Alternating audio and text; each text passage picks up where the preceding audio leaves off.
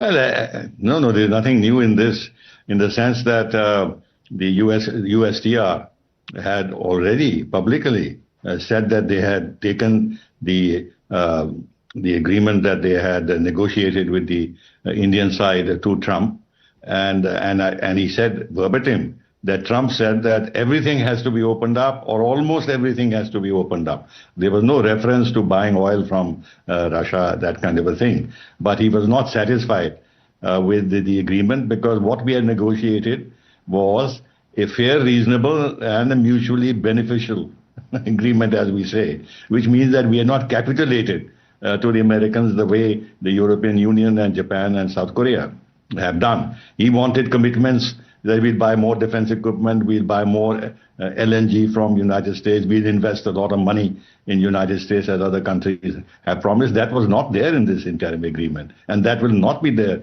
in any future multi-sectoral trade agreement that we sign with the United States. It has to be a balanced agreement. So there's nothing new in what the reports are coming. It is the same thing being recycled in a different way. But coming back to this tweet that he has made, and if he has reached the conclusion that now India is in the other camp, these are several implications down the line, even with regard to Quad, even with regard to all the other structures of our cooperation that were set up, and those were delineated in the joint statement that the two sides had issued after Prime Minister Modi visited Washington in February this year. Now all that theoretically is up in the air. And then he wants to have a beautiful deal with China, and then he talks about China being deepest dark forces. I mean, he must make up his mind. Absolutely.